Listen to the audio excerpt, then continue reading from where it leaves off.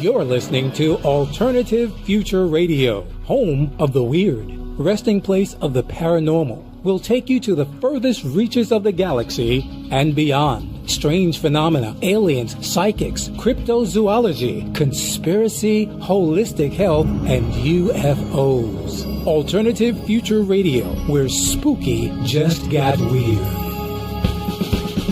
Good morning, everybody. We're welcoming back an old guest today, a very special guest with a story out of this world you will not believe, but it is somehow believable.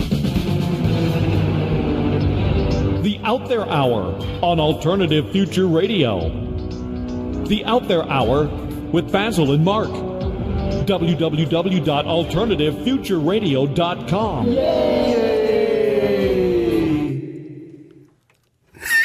We dropped off the edge. Yeah, sometimes we do.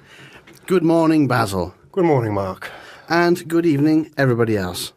Africa, Middle Europe, East, Australia, Ramadan Kareem, if it's still Ramadan where you were. America. We're quite big in America. Yeah, we're all right. We do well. I should mention that. We do well. And the Ukraine, because we get hacked from there. We do like to get a bit of a hack from the Ukraine. Our guest today has been hacked recently as well. Yeah, I'm not sure from the Ukraine, but, you know. We've suffered been all on them. hack attacks for probably about 3 weeks now. Well, that we know of. Yeah. They've probably been trying for a while, but they were only successful for the first time a couple of weeks ago. And since then, I've been logging things, and they're pretty persistent.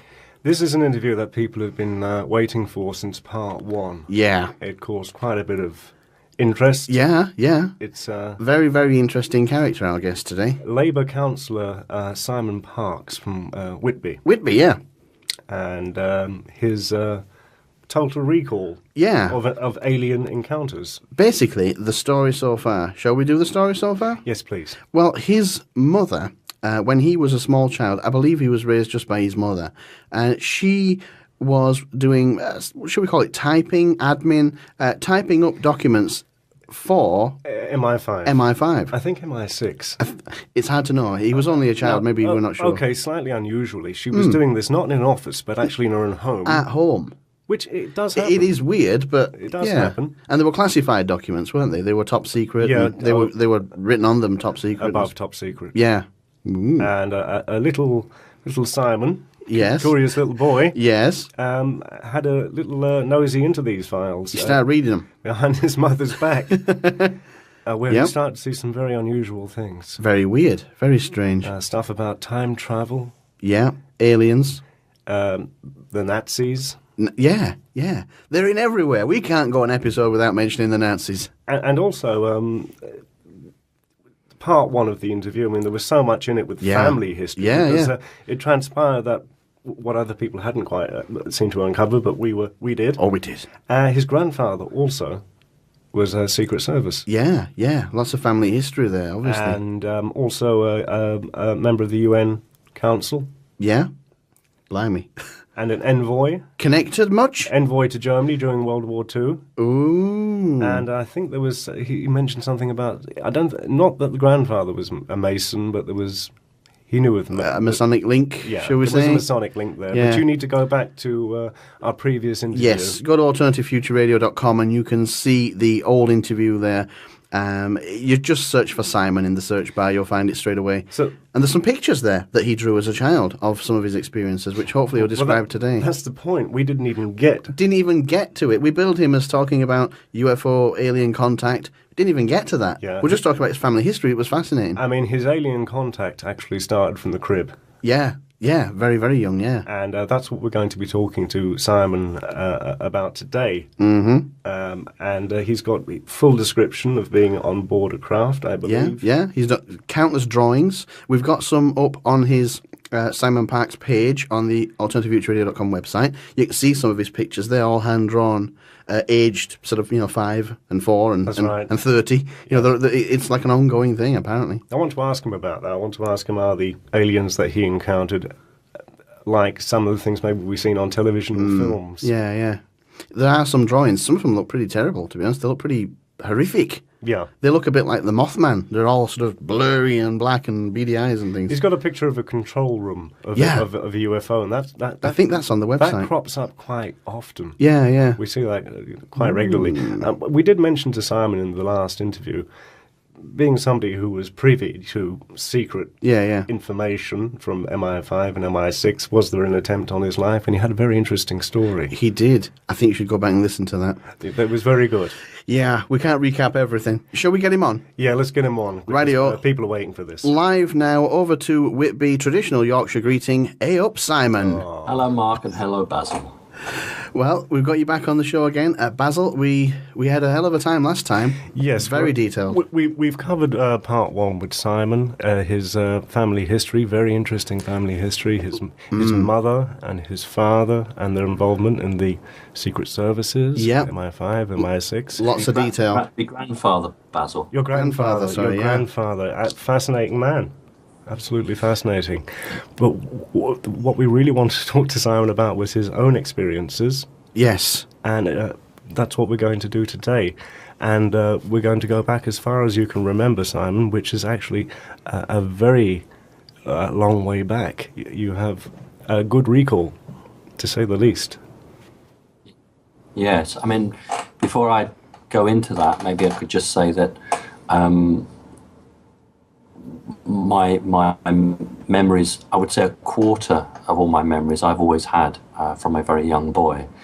But as I approached my 50th birthday, that was 2009, a great deal of memories came back. And I went through a period of about 18 months where I was getting 2 to 3 memories back a week. This is during the daytime. And then when I was at home, I would have a paper and a pen, and I would just very quickly draw down in sort of cartoon fashion, storyboard fashion, what had happened and the dialogue, because within 20 minutes of remembering it, it would go, progressively go. So I've got actually hundreds of drawings that I've recorded over those 18-month period. And what was staggering, I think, for me was that the memories I'd always had from when they occurred from a small boy, which I'd rationalised away or just pushed to the back of my mind because I didn't want to be bothered with it. I couldn't cope with it. When new memories came back, and I could think, oh, well, that's the memory I've had before, but I realised that those memories that I'd had from a small boy were only a part. I thought they were complete memories, but clearly they were only a part of them. So some people get memories back in their sleep. Some people do it under hypnosis. Mine have actually come back during the day, and it'd be sparked off by either seeing a bright colour or somebody on a radio show saying a key word. And then generally what I have to do is just quickly sit down and the memory will unfold.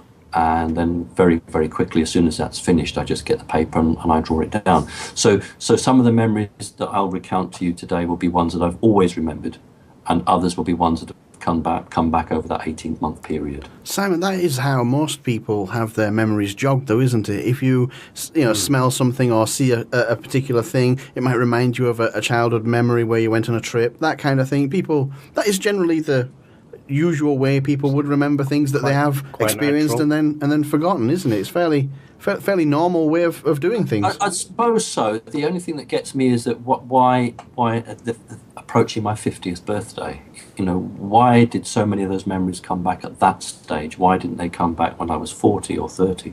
So that's a bit I don't understand. But yes, you might have a particular smell which reminds you of something long distant past. So in the same way that's true. Maybe I've just got to a point in my life where I can cope with this stuff, and therefore it's coming out now, whereas when I was younger I was still in conflict. So if you could start at the very beginning, Simon, as far back. Yeah. The first memory I have is very, very difficult for people to comprehend, because if you purely look at it from a human perspective, it's very hard to understand that you can have a memory before you were born. The first memory that I have, I'm actually in my mother's womb, and all I can remember is a face projecting in. Now, it's not projecting into the womb, it's clearly coming into my head. The face is like a traditional kite, like a child who flies a kite shape, pyramid inverted, 2 eyes, a nose, no features, no communication that I can remember. The feeling I get is suddenly being awake, suddenly realizing that there's a lot more to life than I realized, that I'm not alone. This great overarching feeling that life is so much more complicated.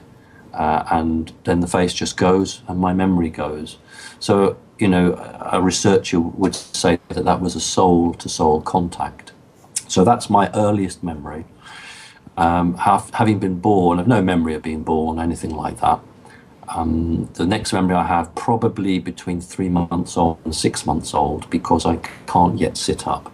And I can remember being in a cot, and I can move my head from side to side, but I can't lift my head up, so I'm that young. And then movement to the right-hand side attracts my attention. I move my head to the right, and I can just see two legs. I think they're legs. They look like sticks, green sticks. That's all I can see, and the next thing I know are two hands coming down into the cot, and I can actually look up, raise my eyes up, and there are two hands. They're not like Mummy's hands. Mummy's hands are pink, and they've got 5 digits. These are green, and they have 4 digits, and they end in a point. And the hands come down, and I lose vision of them. They grab me by the waist. Doesn't hurt me, it's just firm, and I'm lifted out of the cot, and my head falls backwards because I've got no control over my head. I'm that young. And I can just remember seeing the ceiling, and I'm lifted up, and then I'm turned, and I remember as I'm turned, my head drops forward, and my chin bangs against my breastbone. Again, because I'm too young to have control. And I'm looking straight into the eyes of what a researcher would call a mantid.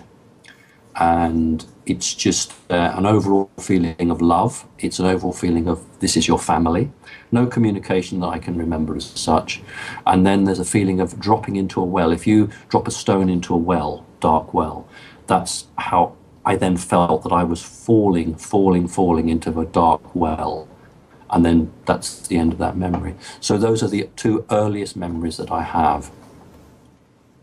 Wow. I mean, it is, as you say, it is hard for most people to comprehend someone remembering something, never mind before you were born, but also when you were 3 to 6 months old. Even that would be almost unheard of, one would say. Yes. It's certainly a difficult one. But again, if you didn't remember it at the time, you got the memory back later. Yes. Do you have any explanation as to why these, or how these memories are coming back to you? Do you think that they are actual memories, or are they projections of something, that someone else or something else is projecting to you? How do you think this works? Because obviously, no normal human, for want of a better word, could remember anything from 3 months old. So if we assume that it happened, are they even your memories, or are they given to you? Oh, that's a really interesting question, isn't it? I think that's why I prefer to call myself an experiencer rather than contactee or an abductee. I think that these things really happened. Certainly in later life, it might well be the case that the images are projected into your mind. It doesn't devalue it, because it means an external agency, an external force has come along, has projected something, and you experience that.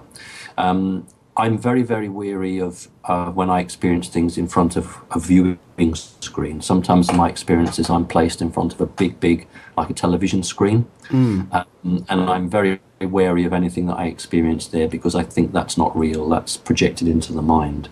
But undoubtedly, many of the experiences are real. I mean, for instance, when I've had experiences in later life, I found my glasses on the floor broken. And there's no explanation for that. If that wasn't a real physical happening, that wouldn't have occurred. I think that clearly, whether it's my own ability or that they're time locking these memories, for some reason these memories were fixed into my mind. Many of them locked away, and at a set time we're going to be released and we're going to come out. I don't know whether that's my own body protecting me by not allowing these memories to come out until such time as I was ready for it, or they deliberately want these memories to come out and they've keyed them in to come out at a set time. So the way the memories were put into my mind, or the experience must have been so traumatic, or if not traumatic, must have been so unusual and so strong, that the memories were not lost. They were maintained somewhere in the mind. Because you're absolutely right. Most people would not have a memory from such a young age, but then they haven't been interacted with by interdimensional or extra-dimensional beings. If you you have a 1-year-old who has a birthday and mum makes him or her a cake, that 1-year-old is unlikely to remember that cake because that's a standard memory with everything else. But if an extraterrestrial or an interdimensional being makes some form of contact, then we can imagine that if they want you to remember that memory, they're able to do something. So at this stage of the game, I would say some of my memories are very real physical memories and some are definitely projected. Simon, I want to just break for an advertisement. Then when we come back, I want to ask you if this has got any relevance to your childhood experiences with your parents. We're just going to break for a quick advertisement, then we'll be right back. Okay, so we are back again with Simon Parkes. Experiencer is the term he uses to describe his experience with non-terrestrials, we'll say at this stage, because we don't really know the ins and outs of who, what and where. Simon, you were just describing your earliest experiences, age minus we got up to 6 months. Up to 6 months. Yeah. Simon, just before you go on with your next recollection, do you think there is a connection between your experience and the work that your mother did that we discussed in the previous interview? Unless you want to cover that towards the end, it's up to you. Well, you've asked the question now, and if I don't answer it now, I probably will forget. Fair enough. I undoubtedly now, looking back on it, of course there was. My mother engaged in as we talked before, and worked with MI5, odd people coming to the house, looking at crashed craft retrieval, special documents, grandfather in MI6. It would be special pleading, I think, to imagine that there was any sort of coincidence. If you come from a background of a family like that, and it's not surprising, therefore, that the child, as the single child, the only child, would have those sort of contacts. So I'm not at all surprised. At the time, I didn't even think about it. When you're growing up, there's so many other things that you're involved in. All I knew was, and we'll get onto it later, that I had these special friends that would come and visit me. But yes, looking back on it now, there can be no doubt. You can't grow up in a family where espionage is lived, breathed, and talked about every 2 minutes and not have some strange things happen to you. We'll try this chronologically. We've gone up to 6 months. Okay. Can you remember the next time? Yes. I'm old enough to sit up now, so I must be around about 1 year old. And there are what I would describe as 3 little grey men walking round me. But they're not like your Hollywood little grey men. These ones do not have the big wraparound eyes. These have small eyes, but great, really strange, the lids of their eyes, both bottom and top, look like rhinoceroses. The skin is grey, it's wrinkly like an elephant or a rhinoceros, but not as thick. And the heads bulge at the back, very odd. And of course, being greys, they don't walk like humans. They have a very different way of walking. And there are 3 of them, and I'm sitting on the floor, and I look up on my head, and I can't remember why I look up, but I look up, and I appear to see my toys floating above my head. And there's some soldiers and a steam engine and some building blocks, the blocks of wood with A, B, C, D, and the numbers on them. And they're floating above my head, travelling in a circle. I can't remember now without looking at the notes whether it's clockwise or anti-clockwise. And I reach up to try to touch my toys, but they're too far above my head. And then the toys change and they go into shapes. Imagine a plate glass window, and you lay the plate glass window on the ground, and then you take a big stone and you smash the window into hundreds of sharp, jaggedy bits. Then I want you to imagine that you were to push the jaggedy bits back, so it's sort of back in the shape of a window, but there are gaps between each jaggedy bit of glass. And then I want you to imagine that you paint each piece of jagged glass a bright colour, purple, orange, green, mauve, yellow, all those bright colours. And that's above my head, but instead of flat as a pane glass window. It's like a football. It's all gone into a circle, and it's all spinning above my head. One of the little grey men says to me, in my mind, look, feel, understand. Over the 3 words, look, feel, understand. And that's the memory that I have of that. Then there are several others which are fairly bizarre, and I won't go into that. But one a later life would be a shadow being. I didn't call him a shadow being. That's what researchers call him. I've always called him my smoke man. Because I saw this. Simon, we've got some pictures on our website, alternativefutureradio.com, that you drew at various points in your life, and I've seen that particular picture, and it's right. a very menacing-looking being. It looks very much like the Mothman almost. It's also something that people mention quite a bit, that they've experienced the shadow people. When people think of ET experience, they think greys, and sometimes it's connected to sleep paralysis. Really? At times, but not with you, Simon. Well, I've always called him the smoke man because he appears to have like smoke coming off his body. But the smoke doesn't just disappear like it would off a chimney. It just never seems to grow. So if you imagine maybe a foot of smoke coming off his arm, it just doesn't get any longer. It just like floats. So the memory I have, I'm in Flat A, 37 Preston Park Avenue, where I lived with my mum for many years, and I see an angel, or looks like an angel, floating down the hallway. But it's very strange because it's a ball about the size of a grapefruit, and it appears to have what looks like a chicken's head coming out the top of it, and stubby wings. But in my mind, I appear to think it's an angel, and I follow this ball, and it goes into the bedroom, and then it disappears. And then through the window, I see this smoke man. He's actually the other side, he's outside, and he looks like a load of rags. If you took loads of old oily rags, think of lots of old rags that you've done cleaning your motor car engine, you tie them all together, and you get some black refuse sacks, and you tie them all together.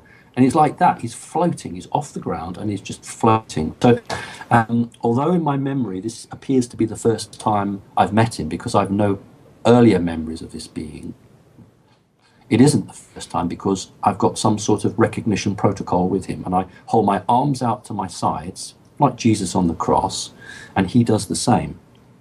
So we've recognized each other. And then he basically floats right through the window. There's no smashing of the glass doesn't go watery, there's no sound as he passes through the window. He just passes right through the window. He doesn't walk, he just sort of glides in and stops about 3 foot in front of me. And then the next part of the recognition protocol is I raise my hands right above my head, and he does the same. Then, for want of a better word, like an electric arc jumps from one of his hands to the other hand, and then he passes that to me. So I'm standing there with my hands above my head with what looks like this sort of energy going from one hand to the other. And I learned later that this is some sort of locking device. It prevents any other being coming to me and interacting with me. So we're almost energetically linked. He can only interact with me and I with him. It's like a tumbler lock. That's how it was described to me. So that nobody else can break in and interfere with this program.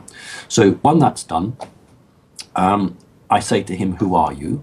And he says, "I'm your," they say teacher or doctor. Do you know, I can't remember. He says, "I'm a teacher or doctor." He says, "I've come to make you better." And I say to him, "Oh, am I sick?" And he said, "No, not better as in sick, but I'm come to make your mind better." And that's the only him. What happens is I have to copy him. So he stands in front of me and he raises an arm, and this arm has no fingers on the end of it. There's no hands, it just goes to a point like a spike.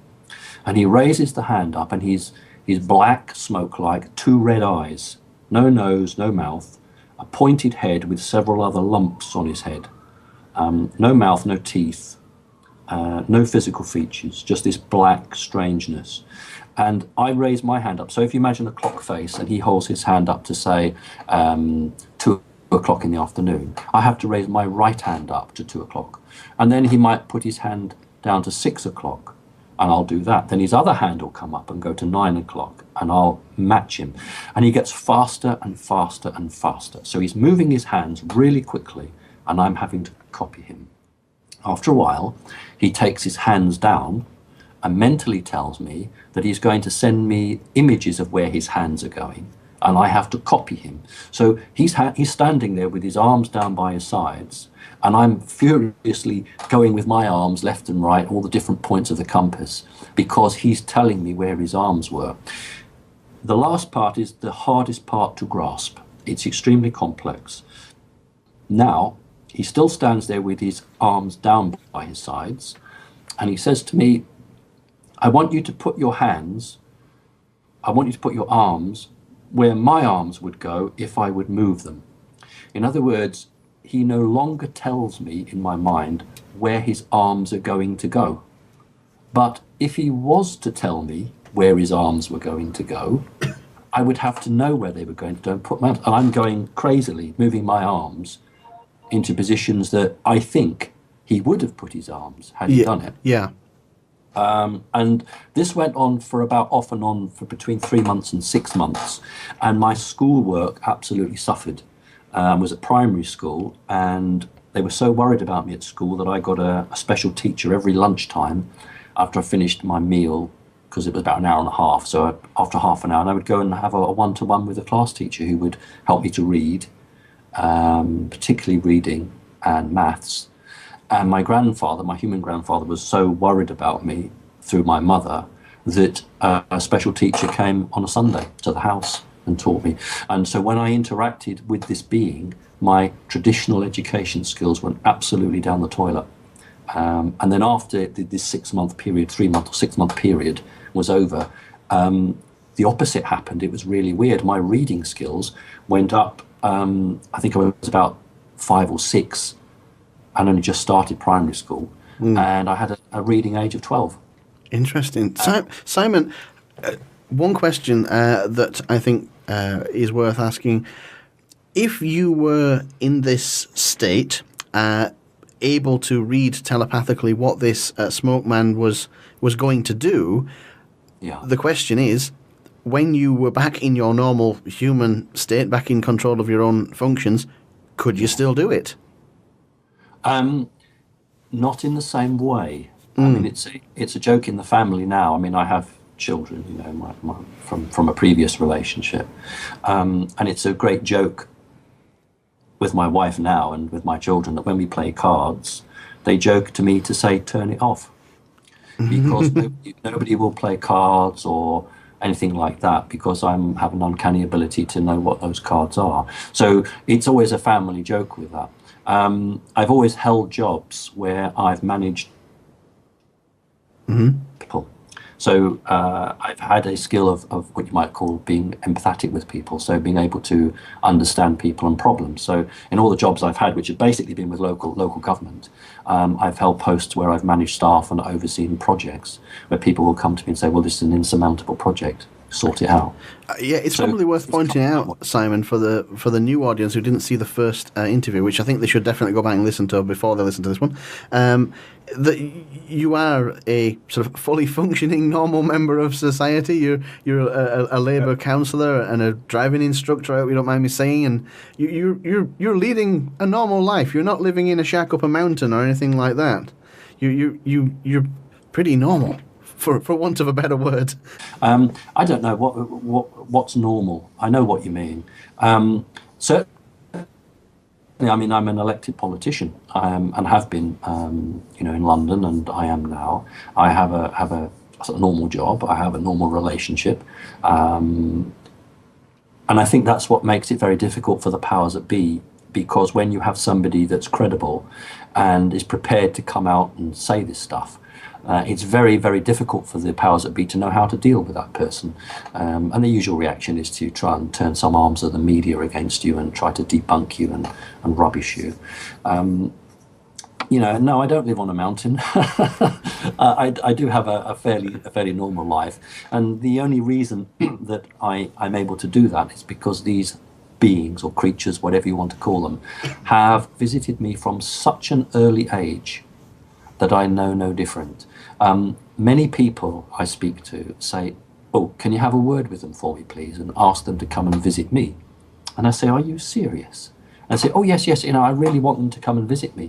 And they have no concept. And that's why if you read Whitley Schreiber's book, where he talks about, in his books, where he's frozen solid when these ETs arrive and they won't let him move. And I think in one of the chapters he says he just manages to smile.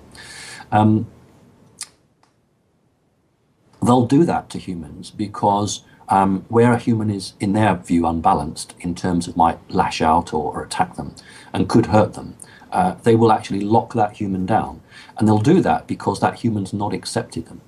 But in my case, and perhaps in many other cases, where they've put in a huge amount of effort from a very, very small child with very regular visits, although it's odd and they're different and it's not the norm, you become so acclimatized to it that you don't go into the traditional human panic state. And that's why I cope with it. That's why I can have a normal life, because I know no different. If you get a 30-something or a 40-something adult or even a 20-something adult who then sees these things, they can't generally cope with it. And it's too hard for them because they're already in the paradigm of this world, what's real and what's not real. When you're a very small child, you don't know what's real and what's not real. So if a green creature comes to you and picks you up and is kind to you, well, that's part of your life. And if it regularly visits you, then you accept it. And when I was very young, I used to say to family and friends, "I've got two mummies." And they didn't understand what I meant. I've got two mothers. And my very first words, this is fascinating, being told my very first words were, I called my human mother Daddy. How strange. How the strange. reason I call my human mummy Daddy was because we haven't got to this bit yet. But the creature that, the mantis creature that always associates with me, came to me and said, "I'm your mother." Simon, we're just going to take a quick break and we'll get right back to that story because that's fascinating. Okay, well, we're back with Simon Parkes. Simon, you were just saying your first words were... Remind us again. My first words ever were the words Daddy, and these words were said to my mother, who took it very well, apparently. Became rather difficult. You see, my father disappeared when I was only 3 months old. He left the family and never came back again. So I didn't have a father. Can we just ask, Simon, when you say he disappeared, you mentioned that in part one of our interview. Did he just go away? Do we know that he was alive? Yeah, he just went. Okay, I'm just making sure he didn't disappear in the biblical sense. No, he just went. I mean, I don't know. He just said that this wasn't for him, and he just left. And my mother never remarried and never had another boyfriend again. Yeah, so Simon, I think it's worth asking if he disappeared, with your family history being what it was, did he disappear or was he disappeared? I don't know. I mean, I've only got...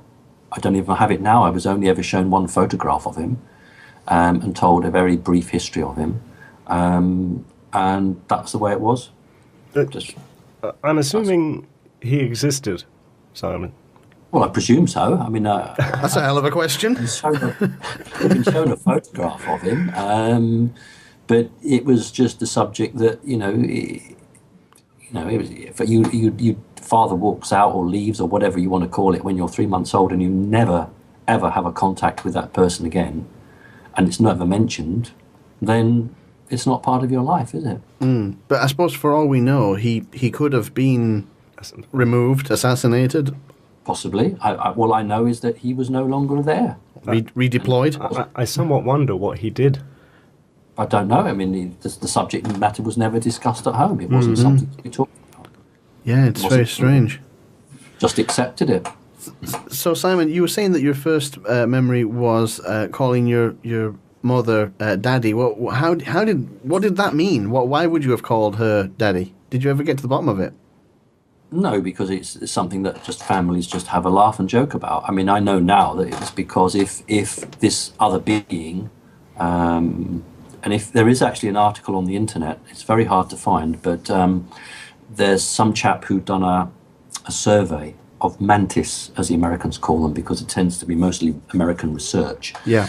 And he'd found that by trawling through personal reports, that a number of children had reported a green bug type creature who had come to it and either said it was its grandmother or its mother or its sister. And I think in human life, we respect the female. The child is nurtured by the mother. And so it's not so unusual for an alien to come and doesn't say, I'm a great big green alien. Boo. What it says is, I'm your mother. And I'm going to give you a memory of that in a minute. But so there is research out there, I did Google it, where it showed that a number of young children had reported interaction with exactly the same sort of being, a mantis being, and in each case it had attempted to pass itself off as a female member of the family in order to gain the trust of that child. So there is actually a precedent there. That's very interesting. Can I just quickly go on to that memory, because that's the one that caused all the excitement. Yeah, go on. Right, well, I've always remembered this part ever since I was 3.5. So we're talking now 1963. I know it's 1963 because in 1962, Mum and I lived in Notting Hill in London, and in 1964 we moved to Flat A, 37 Preston Park Avenue. So it had to be 1963. And this memory I've always had, but I've just rationalised it away and just forgotten it, or tried to forget it, until I got to about 50. And the memory was this: I'm in this little flat. It's a house divided into flats. And I don't know where my human mother is. I have no idea. And frankly, I don't care, because I'm glad. I'm 3.5 years old. I'm glad she's gone. I don't really want her. I'm left on my own, and it's really nice. She annoys me, and I'd really rather she wasn't there. That's my feeling at 3.5 years old. Suddenly, what I've always called him as my starman. Now, when I say a starman, I don't mean a spaceman from the stars. I mean a silver-looking man, thin, with pointy arms and pointy legs, just appears to walk straight through the wall. Just appears to come straight through. And I look at him and I start crying. Not surprising, really. And I get the feeling from the creature that it's actually perplexed as to why I'm upset by seeing him. It is a male, definitely got a male personality. And I become more and more tearful. And in front of me, he changes, and he changes into a policeman. So he's got a policeman's hat, traditional pointy hat, blue uniform, but the star on top of the hat, instead of the proper badge, it's just like if you'd given a piece of tin foil and a pair of scissors to a 6-year-old kid and said, cut me a star. It's like really weird, childish star stuck on his head. But the real problem was his face. His face took on the persona of a lion. Now, I don't mean with whiskers and like cat ears at the top. It's a very human-looking face, but the ears, if you imagine your own ears, but move them 3 centimetres higher up your head, a much longer face. So it had what I'd call a cat-looking face, although it was definitely humanoid. And you know, to a 3.5-year-old kid to see what looks like a cat in a policeman's uniform is just too much to take. So I become hysterical, and I run towards the door of the sitting room to get out. And this creature just glides. It doesn't run, it just glides at a super fast speed and cuts me off. So now I'm hysterical. And then I go and run and hide behind the sofa, and I curl up into the fetus position. And then I have no more memory at that point, no more memory. And I didn't discuss it with my mother when she came home or anything like that. And how I rationalized it through my teenage years and my adolescent years was that, well, I'll tell you what happened. Mum must have gone out for some cigarettes, left me at home. I started to cry. The neighbours heard me crying, called a policeman. The policeman kicks the front door in and comes and gets me. Well, that doesn't take account of the thing that walked through the wall. It doesn't take account of the fact that this thing changed into a sort of a cat shape. A policeman would have been talking to me and trying to calm me down. But it's memories like that, and that's how I've coped with them through all my adult life. I rationalise them into something that would sort of make sense. And once I'd done that, I just push them away to the back of my mind and never, ever try and think about it. Now, as I approach my 50th birthday, this memory came back, and I'll just add the little bit on. It all transpired in front of me, except the addition of one of the faces it changed into was a clown. And it sent me an image of a big top and lots of clowns all throwing custard pies at each other. And it could not understand why I was so hysterical. And I now know in later life, these things they don't get the context. Loads of clowns in a big top with 100 kids all screaming and shouting is great fun, but something that walks through the wall and changes isn't funny. And so the clown was to make me laugh. It didn't work. The policeman was to reassure me, and that didn't work. So now I'm hiding behind the sofa, and then I suddenly hear a voice that I recognize. Excuse me. And the voice says, "Don't be scared. Nobody will harm you. Look at me. Don't be scared. You will never be hurt. It is not permitted to harm you. Look at me." So I recognize this voice, and the insistence here is I look. I raise my head up above the back of the sofa, and I see a green hand, just like the fingers that had lifted me out the cot when I was very small, and is holding a silver stick. And I would say the stick's about 1.5 feet long. And on the end of it is like a diamond, and it activates. And although it's not slow motion, it must have happened quickly. In my mind, it's like slow motion. The facets on the end of this go blue. You think of a diamond in a jeweler's shop, and then each facet suddenly going blue in a circle, boom, boom, boom, boom, boom, boom, boom, boom, boom, boom, boom, but quickly. And then a blue light shone straight into my face. The very next thing I can remember is floating. I'm actually floating out of the room, very gently, very slowly. I'm not at all scared. Then there's obviously a gap in the memory, because the next thing is I'm sitting in another room, excuse me, and this room is metal, totally metal. There's nothing in it except a sofa, the same sofa that I've been hiding behind. It's crazy. And I've got my back to the sofa. And it's going to sound very funny. There's no dust in the house that I was living at. It was a Victorian, and it was very dusty. There's not a speck of dust here. And there's a dear old lady sitting to my left, and I've got toys down in front of me that I can play with. But the dear old lady, looks like a dear old lady, but her face changes, and it goes into a cat face, and then it goes back to a dear old lady's face, and it's just changing like this. And she's stroking my face, and I've talked about it, I think, before, where there's a rhythmic stroke. So she'll put her hand on my face, stroke it down, then wait, stroke it down again. And this is going on all the time. And then after a while, I think, well, where's my mum? Where's my mummy? So I say, well, where's mummy? And as soon as I say that, the old lady points and says, "There's your mummy." And I look to my left, and sure enough, there's my mother, or appears to be my mother. But as I look at my mother, her whole body changes, and it's the mantid. And he's standing there in a purple robe, and, God, he's tall, he's really tall, and then suddenly changes back to my mother. And every time I'm shown the image of my human mother, I get a message in my head, and the message is, "This is your mother." That's fine, that sounds reasonable. And then when the mantid comes on, I get the message, "But this is your real mother, your more important mother." And this image keeps flashing, but the length of time that my human mother's image stays up gets less and less. And the length of time that the mantid's on is more and more. And then suddenly I just jump up, run towards this mantid when he's in his mantid shape, and say, "Mummy, mummy, mummy, come and look at my toys." And the elation in this being, because I've accepted him in his mantid form and referred to him as my mother, and he bends right down, picks me up by the middle, lifts me right up, so I'm face to face with him, and he says to me, "You are special. You are truly loved."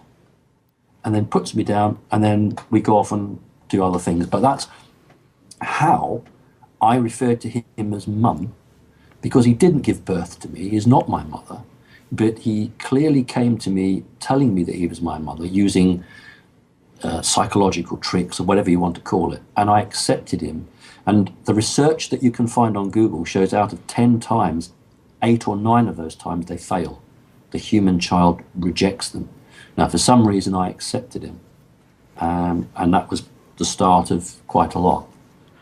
Simon, for most people listening to that, it's going to sound unbelievable, really, is probably the only word I can use. I mean, old ladies with cat-like faces and policemen with, unusual faces and... Yeah. An angel ball with a chicken head. I wrote down earlier that I've heard Simon.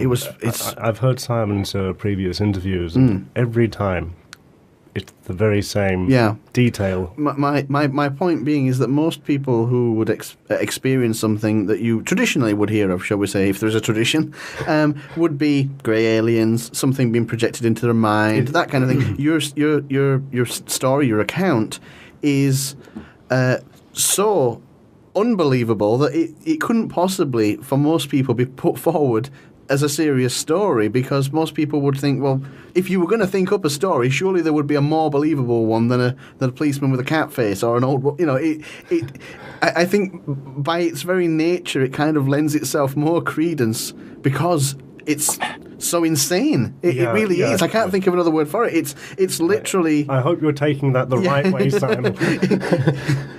That is the crux of all of these accounts, though, Simon. People want to know, do I believe this person? Do I not believe that person? That's where it comes down to. And for me, that is a very strange account. If you were making it up, you could have chose a better one. Put it that way. Okay, well, I'm not offended by your question because, look, I appreciate this is a planet full of humans, and humans have values which have been taught to them, which they've learnt themselves. But the society, the structure, teaches its values, and the state puts its little emphasis one way or another. And it's very difficult for anybody to believe unless they've experienced themselves.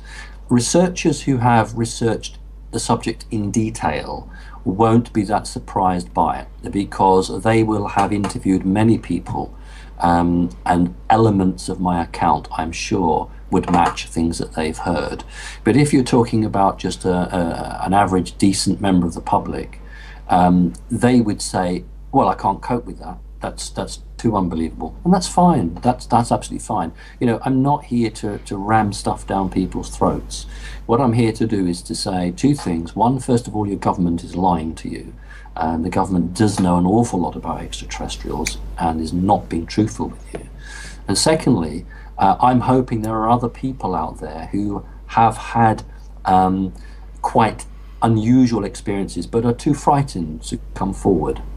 And hopefully if they can see somebody who's prepared to put his head above the parapet and say, this is what I've experienced, they might then come forward. And who knows, in a few years' time, if enough people come forward, then just as we accept that there are greys, just as we accept that there are unidentified flying objects, if enough people come forward and bring elements forward that at this stage are not accepted, in a few years' time there might be. So yeah, I'm coming forward and saying this is what's happened. It is a very complex interaction. It is different. When I meet other people who have had experiences, you're right, Mark and Basil, they don't have that level of interaction generally. They're just taken, experimented on, and plonked back. Sometimes they're not even put back in the right house. And they're not often spoken to, they're not interacted with, and as a result of that, they feel disempowered, they feel victimized, so they won't come on and talk about it because they don't understand it and they're in conflict. Because I've had never hurt me. They've never, ever once hurt me. Simon, yep. We're running out of time for the televised section of the show, but we're going to carry on talking to you. So if anybody wants to hear any more of Simon's story, then please check out alternativefutureradio.com and you can listen to the continuation of this interview. But for now, Simon, thank you very much for coming back on the show to be with us, Simon. Thank you to everybody who's watching, and if you're listening to any more, then join us on the website. Okay, so those who are still with us on iTunes and the website and YouTube and everything else, we are continuing our journey. Just for you. Just for you, with Simon listeners. Parkes, our continuing voyage. Simon, right, we were just discussing your account and how unbelievable it would sound to most people, the untrained eye certainly. And I think it is the crux of all of these accounts that that most people want to know. Do I believe this person? Do I not believe this person? We interviewed somebody just last week who is a lawyer, Right. very wealthy man. Henry Dayhut. Yeah, Henry Dayhut. He's been on TV. He's been on news channels. He's written books on law. He's a very well-respected lawyer. Got more to lose than to gain. Very wealthy man. I imagine he wouldn't mind me saying so. Lawyers in America generally do quite well. He's a consultant to other lawyers. Consultant to lawyers, teachers, lawyers, things. Nothing at all to gain. No. Through coming out with an experience. Everything to lose. Everything to lose, and has lost some things, certainly. Yeah. And Simon, I would say that yourself would probably fall under the same kind of category. You've got very little to gain from talking about this.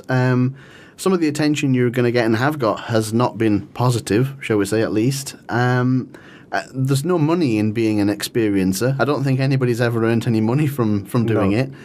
As far as I can see, there's not really anything to gain. Well, you see, there again, that's the problem, because, you know, you're looking at it from a human point of view, which is quite acceptable, because it's like gain, it's like money, power, and I'm not into that. That doesn't interest me at all. You're right. There's no money in this industry. You don't make money in this unless you're up in America, for goodness sake. And I've never done this because I wanted to either have fame or fortune.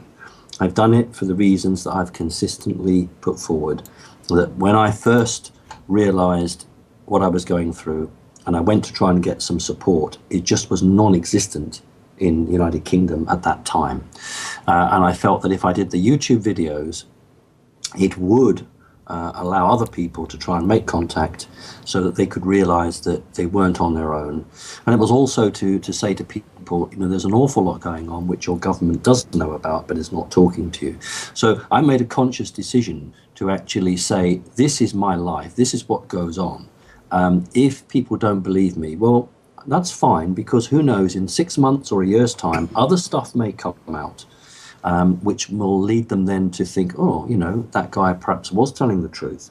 Or perhaps people will hear what I have to say and they'll go and do their own research on the internet or what have you. And that will lead them on a journey.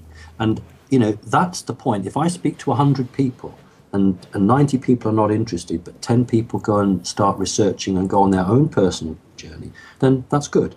So I'm doing it because I really feel that people need to have the other side of the story, that mankind is not the only intelligent race in the multiverse. There are other entities out there, and, you know, hopefully in the near future, they'll make an official contact. Yeah, I certainly hope so, Simon. I don't think we're doing a particularly great job of it, so I hope somebody out there knows more than we do. But Simon, going back to your story then, you were talking up to the Starman. I think you said you were a teenager at that point. You're breaking up really badly. I can just about... Did you say I was a teenager? Yeah, you were discussing the Starman incident when you were a teenager. Right. For anybody on radio listening to us, you'll realise that we have this every time we talk about anything to do with extraterrestrials. We have technical problems. Okay.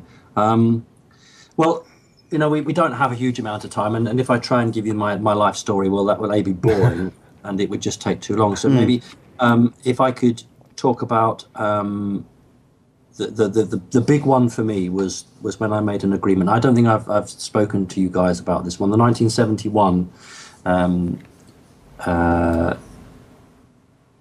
experience I had. Yeah. Right. Okay, so it'll be 1971. I'd be about 11 and a half years old. I'm still at primary school, but I'm about to leave primary school for my next school. And I'm living in Preston Park Avenue, and I've got some friends, roughly my same age, who live 2 houses down. And it was normal for us every weekend to go and call for each other and go across to the park, which is right across the house. And this was a Saturday or a Sunday. And I called for my friends, and we went over to the park. Now, I was the only boy there. The 2 separate families living in this apartment block, and they had children, and they'll be different now because they're married, but one of the girls was Adrian Atkins, the other girl was Chloe Atkins, The other girl was Melissa Atkins. And then the other family was Sharon Lendrum and Tammy Lendrum. So those are the girls that I would always play with, go and collect. So we called for them. We all went across to the park. And I don't know which one of it was that spotted it first, but somebody said, look at that. And at about half a mile away, at about maybe 600 feet off the ground, was a silver object. Not a flying saucer, sadly. It was a teardrop shape, but if you imagine the blunt end going forward and the pointed end going backwards, and it was bright silver and the sunshine was reflecting off it. There are no windows, no wings, no noise, and it flew from north to south, because I know that because it was following the railway line, and then it turned towards us, and it was dropping all the time. And when it was about a quarter of a mile away and about 300 meters or yards off the floor, it sort of leveled off and came towards us, but it didn't come over our heads. Just before it got near us, it turned away, went back north-south because it had been traveling west to east, and then went along and then turned again away from us. Now it was traveling east to west, and then it disappeared over the horizon. But when it disappeared over the horizon, it was extremely unusual. If you have a DVD player and you do a freeze frame, or you advance one frame at a time, stop go, so you can make the film go forward one frame, this appeared to me to suddenly go into stop go motion. It was going forward, stop, and it was disappearing over the horizon. There was just a point left. And as soon as the point had disappeared, I heard a propeller sound to my left. And I looked, and that's really odd because 1971, on a weekend, I should have heard that aeroplane a lot further. But it was just literally maybe only 100 yards to my left. And no word of a lie, it was flying at about 100 feet off the ground. It was just literally over the tops of the horse chestnut trees, the conker trees, where I would always go and collect my conkers for playing in September, October at school. And it was bright red. It was a biplane, and the most weirdest thing on God's earth, it had 3 huge cameras attached to it.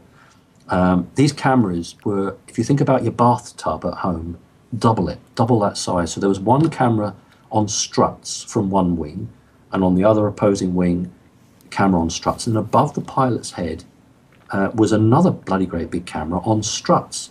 And this thing flew, really, really low, and the pilot is in an open cockpit. And I have no memory of it flying over my head, and I have no memory of it flying after the UFO, because that's what it was doing. And I didn't get a voice in my head, but I got a feeling, and the feeling was, don't worry, we're on to it, we're filming them, don't worry about it, don't tell anybody about this is special. And the next thing I remember is just my friends and I walking back, talking about the silver object. And the eldest girl, that's Sharon Lendrum, she would have been 13, she says, oh, that was a shooting star. And in my mind, I know that it wasn't a shooting star. And I'm about to say, well, it wasn't, it was a UFO. And I remembered the warning, which was, this is secret, don't talk about it. So I didn't say anything. But as we walked back, I said, well, what about the red aeroplane then? And they all looked at me and said, what red aeroplane? I said, well, the red Royal Air Force, because it had a Royal Air Force insignia. Nobody had seen this red aeroplane at all. And then I said, I just got this feeling there's a school up there, a school up in the sky. And they said, well, what do you mean? I said, well, I sort of remember being with children up in the sky in their classroom. And they all just said, oh, you're being silly and you don't muck around and all the rest of it. And we went back home and they told their respective parents who, well, one was a very strong Catholic and he got extremely upset about it. He said, it's a blimp, it's a barrage balloon. And the other family thought, oh, our daughter's seen a shooting star, how pretty. Now, when I went home and told my mother, she said, draw it. So the first thing she said to me was, draw it. So I drew it. She looked at it and said, yeah, that's about right. Or words to that effect. And that was it. Uh-huh. And for the next 6 to 8 weeks, all I did was do this drawing. I would do this drawing of this spaceship. And we never talked about it. Mother would never talk, but she was the only adult who believed me. Now, that's always the memory I've had. And as I approached, well, I was about 51, and there was a car crash outside the house. And it wasn't a bad car crash, and I looked outside, and there was a red bus, an old London red bus, which is used for tour guides. And I saw the red bus, nobody was hurt, and suddenly, that red bus, in my mind, I saw that red biplane. And I thought, oh, that's odd, I'm remembering, that's the bit I remember, and the red biplane, but this time, in my mind, it actually flies above my head. And I think, oh, I've never remembered that before.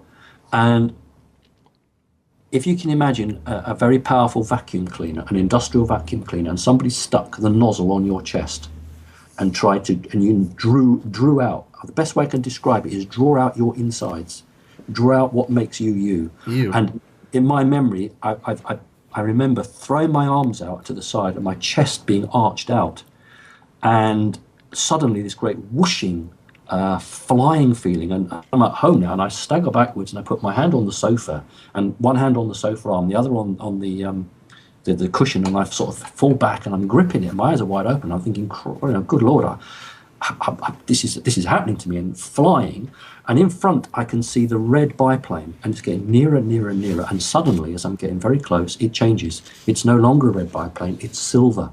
But I must be so close to it that I can't really make out any shape. It's just like looking at a wall. It's bright silver, but the bottom bit does bevel away. And then I think, how am I going to get through that? And I've got no memory of going through the wall. I've got no feeling of that. The next thing I remember, I'm standing in this, I can best describe it as a cross-channel ferry. It's like open plan, and I'm standing there with my arms right out by my sides, and I suddenly feel very self-conscious because there are people about, and I put my arms down, and there are 6 tables in front of me, and on these tables are children. And on the right-hand side, and let's call it table 1, they're all girls. There's not a single boy here. I'm the only boy. And the youngest one's about 5. And they're sitting at this table, and this table is not held up by legs. It's just there. There's no legs holding it up. And these young kids, these young girls, they're drawing with crayons on paper. And at each table is an adult helper. They're all women. They're definitely not alien. They're human. These are women. And they're assisting the kids, and they're drawing. The next table, these children are getting older and older. Till the very end table, they're about my age. But these children have things around their necks. They're cords around their necks, and there's like a circular disc hanging. And they're all looking at these discs. And I stand there, and one of the young girls from the end walks up to me, right in front of me, and she says, we were told that you were coming. We've been expecting you. I am to wait with you until you're collected. And I say, where am I? And she says, school. And I say, am I coming to school? And she says, no, school is not for you. You're going up. And I say, what's your name? And she puts her finger over her mouth and says to me, with your mind. Because I've been speaking with my mouth, with your mind. So I ask the same question in my mind, which is, what's your name? And she says, I am the gifted child. And I say, no, what's your name? And she says, that is my name, I'm the gifted child. And I say, well, what's that round your neck? And she says, that's my PED, P-E-D, PED. And I say, what's a PED? And she says, it's our personal educator device. And I say, can I look? And she takes a step backwards and says, it is not permitted to touch you. You're not coming to school. And I said, well, what's a PED? What does it do? And she says, it teaches us. And I say, what does it teach you? And she says, everything. And when I look at these kids, they're all sitting there with these discs, and they're touching them with their fingers, or they're making sounds, or and they're absolutely interacting with these discs. And then there's the teacher, and he's tall. His face is white. It looks like he's taken chalk and or flour. His face is pasty white, and he's got big blue eyes, and his hair is long and lank. His hair is fair hair. He's about 6 foot tall. He's very friendly. He's not at all aggressive. And what I learnt was that the children on the right-hand side, the very young children, they've just literally arrived, and they're being deprogrammed because they're sitting there with their crayons and paper, because that's what they do in nursery, in school. And that needs to be knocked out of them. They need to learn properly. So once they've progressed from that, they go to the next table. And as they pass tests, if they pass the tests, they go to the next table and they progressively work their way up. If they don't pass the test, then they leave the program and they go back onto Earth and all the rest of it. And I've always called this the school in the sky. And it was only through contact with Mary Rodwell, the very, very respected researcher in Australia, who said, well, she'd interviewed children and referred to it as the school in space.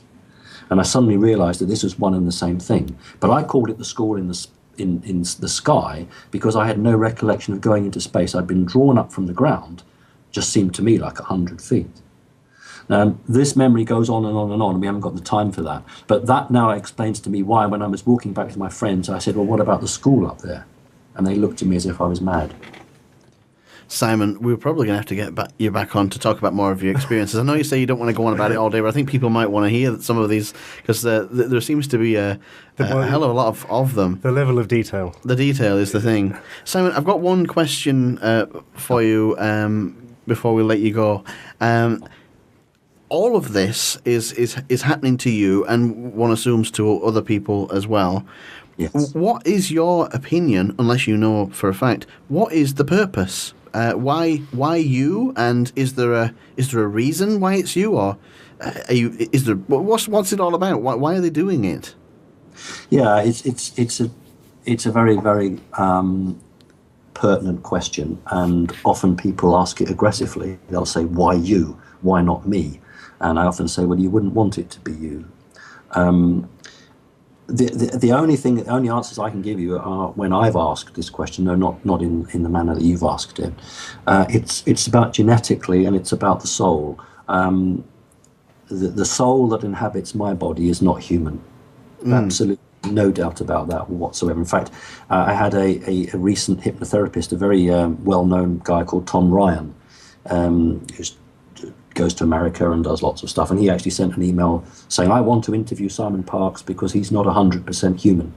And he's the third person to tell me that. He emailed the Amash group, and I emailed him back and said, well, if you asked me in the first place, I'd have told you I'm not human. It's nothing new.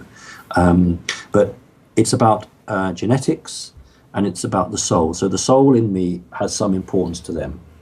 As far as I'm concerned, I'm just an ordinary person. There's nothing special about me, but clearly they're interested.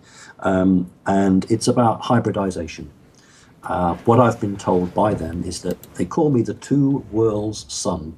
The two worlds son. I can exist in this dimension and in their dimension. There are not many human beings that are capable of existing for long periods of time outside of the third dimension. But apparently I can. So they wanted for years my genetic material to construct hybridization program, so that when these hybrids are in the third dimensional reality, they can survive. So it's we haven't even got on to that part of it, but that comes later. But that's what I understand it to be, to do with genetic material, hybridization, and the soul that's inside. That was actually why I asked the question, rather funny question earlier on about your father, because I have heard about this hybrid thing with you, and I'm just, is the picture your father, or was your father perhaps alien? I'm the clue. Yeah. Good answer. Good. The right answer. Yeah. People who say I haven't got a clue, generally I think we have to give more credit to, because, it would be very easy to make up an answer. And people who say I haven't got a clue, get my vote. How are we doing for time? I think we're probably about wrapped up. I think we've got to get you back for a part 3, Simon, because the whole hybridization thing and the hybridization program people believe is happening, we definitely need to get your comments on that, because you've got a lot of insight. Okay, my friends. Okay. Lovely. Thank you again, Simon, and we'll certainly book you again to come on and continue this. I can't wait. Thanks ever so much. Thanks, Simon. Bye-bye now. Thanks. Bye-bye. Be safe. That was Mr. Simon Parkes again. Wow. Yeah. So for our iTunes listeners, just to explain, for the first hour of that, we were actually filming. On telly. we hope. On telly, we hope. We'll talk about it more on After Hours. We will. The next After Hours. The latest developments on the Alternative Future Radio front. If you want to find out anything, just find us on Facebook. Go to alternativefutureradio.com. There's a little button at the top that says Facebook. Click on it. You'll come to our group. Join it. Bask in it. Join the group. Say hello to us. We'll say hello back. Tell us what you like. Tell us what you don't like. Request guests. Give us questions to ask the upcoming guests. A lot of our guests post in that group. They do. You can literally just contact them directly, because sometimes some of our guests have got so many friends on Facebook you can't add them anymore or talk to them, but you can find them on our book. Not only that, you can talk to myself and Mark there. Yeah, there's us, yeah. There's the excitement. Mark at alternativefutureradio.com. Basil at alternativefutureradio.com. Let's see who gets the most emails. Probably Basil, basically, based on previous experience, to be honest. Don't know why I set myself up for that one. Oh, popular Basil. Yeah, apparently. Yeah. I'm inoffensive. Well, yeah. Here lies Basil. I'm fake. Inoffensive. Thanks ever so much. It's been the Out There Hour on Alternative Future Radio. Thank you, everybody. See you all next time. Ta-ta. Be good.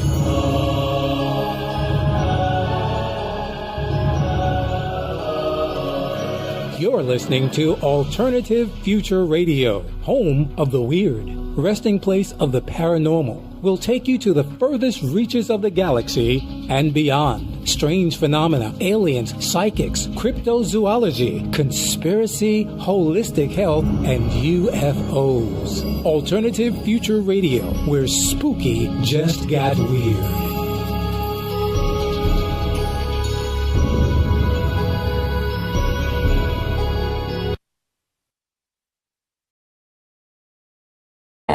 And I would just very quickly draw down in sort of cartoon fashion, storyboard fashion, what had happened and the dialogue, because within 20 minutes of remembering it, it would go, progressively go.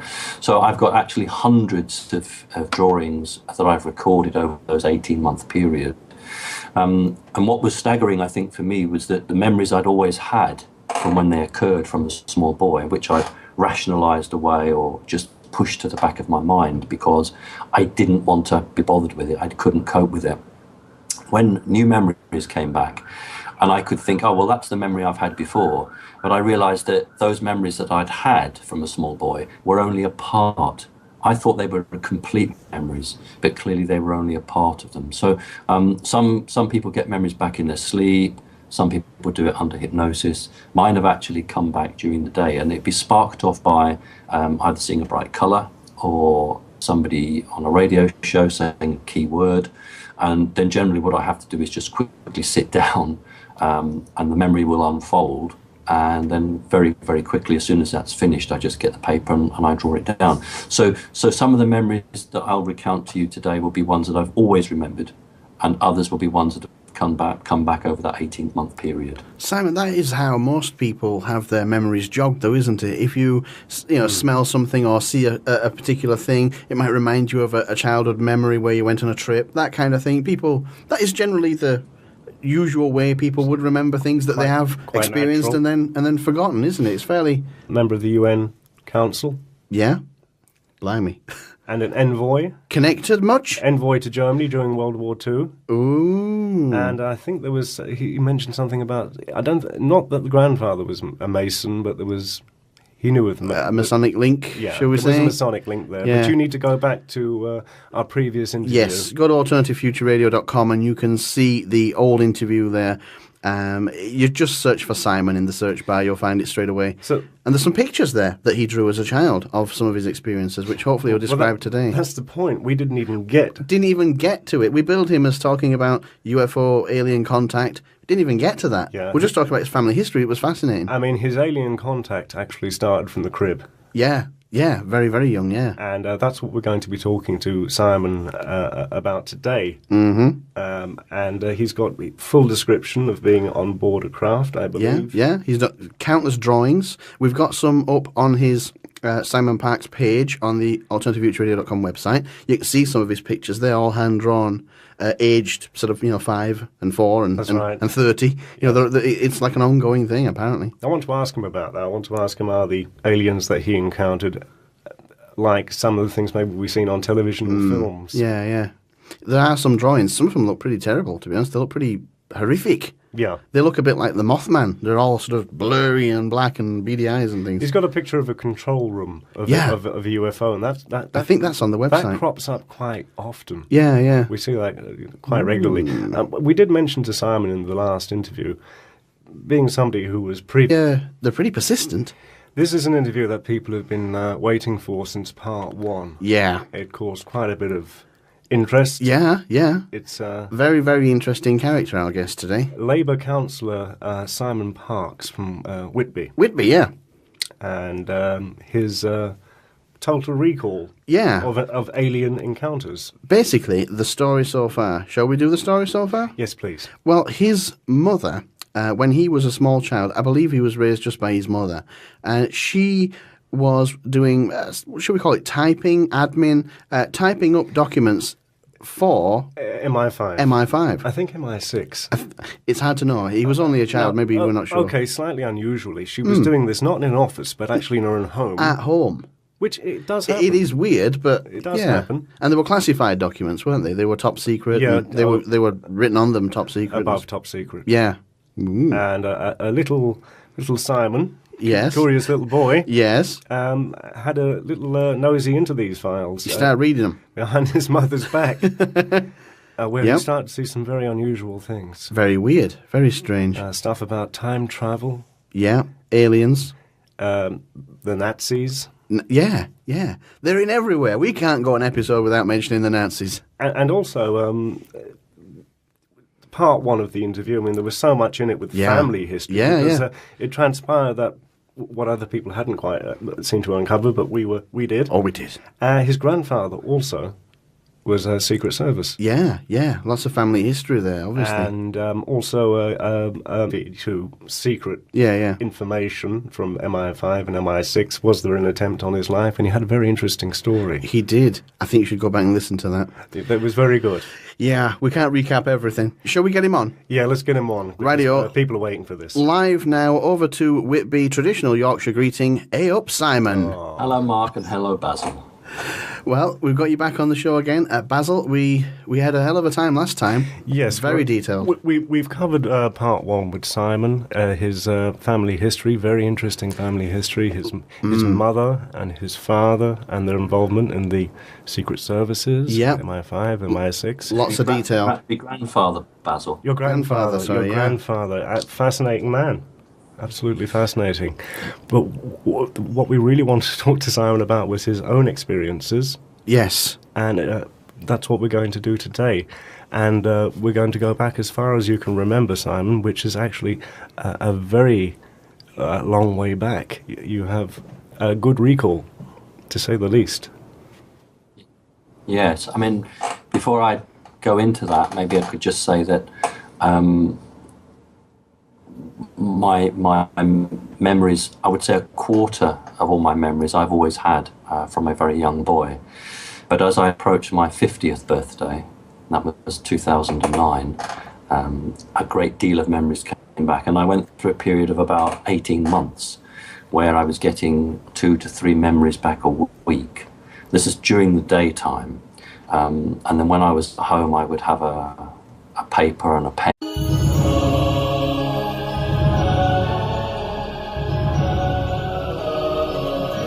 You're listening to Alternative Future Radio, home of the weird, resting place of the paranormal. We'll take you to the furthest reaches of the galaxy and beyond. Strange phenomena, aliens, psychics, cryptozoology, conspiracy, holistic health, and UFOs. Alternative Future Radio, where spooky just got weird. Good morning, everybody. We're welcoming back an old guest today, a very special guest with a story out of this world you will not believe, but it is somehow believable. The Out There Hour on Alternative Future Radio. The Out There Hour with Basil and Mark. www.alternativefutureradio.com.